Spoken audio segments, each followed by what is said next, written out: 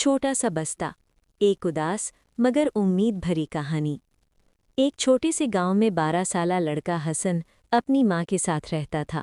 उनका घर मिट्टी का बना हुआ था, जिसकी दीवारों पर वक्त के निशानात साफ नजर आते थे। हसन के वालिद कई साल पहले बीमार होकर दुनिया से चले गए थे।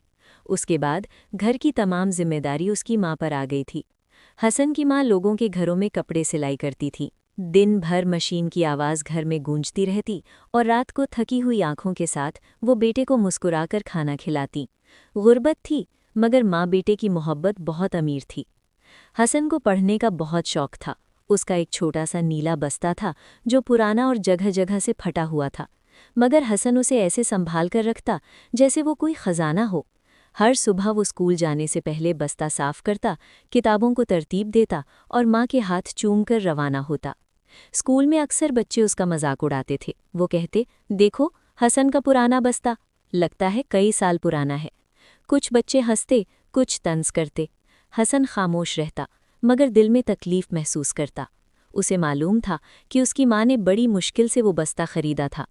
एक दिन बारिश बहुत तेज हो रही थी। आसमान स्याह बादलों से भरा हुआ था। हसन स्कूल से वापस आ रहा था कि अचानक उसका बस्ता फट गया। किताबें कीचड़ में गिर गईं। वो घुटनों के बल बैठ गया और खामोशी से किताबें उठाने लगा। बारिश के कतरों के साथ उसकी आंखों से भी आंसू गिरने लगे। घर पहुंचकर उसने बस्ता छुपा दिया ताकि माँ परेशान ना हो, मगर माँ की नज़र तेज थी। उन्होंने पूछा, बेटा आज तुम इतने खामोश क्यों हो? हसन ने मुस्कुराने की कोशिश की, मगर आवाज़ भर आई। आखिरकार उसने सच बता दिया। माँ ने उसे गले लगाया और कहा, मेरे बहादुर बेटे, परेशान ना हो, हम कोई ना कोई हल निकाल लेंगे। अगले दिन माँ ने रात भर जागकर पुराने कपड़ों से बस्ता सी दिया। जब उन्होंने हसन को नया सा बना हुआ बस्ता दिया तो उसकी आंखें खुशी से चमक उठीं। उसे लगा जैसे उसे दुनिया की सबसे कीमती चीज़ मिल गई हो। कुछ दिन बाद स्कूल में एक मुकाबला हुआ, मेरी ज़िंदगी की सबसे कीमती चीज़। हर बच्चे को अपनी सबसे अजीज़ चीज़ के बारे में बताना था।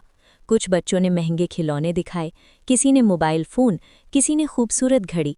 हसन जब स्टेज पर आया तो उसने अपना सिला हुआ बस्ता उठाया और आहिस्ता से बोला, ये बस्ता मेरे लिए सबसे कीमती है, क्योंकि इसे मेरी माँ ने अपनी नींद कुर्बान करके बनाया है। इसमें सिर्फ किताबें नहीं, उनकी मोहब्बत और मेरी उम्मीद भी है। पूरा हॉल खामोश हो गया।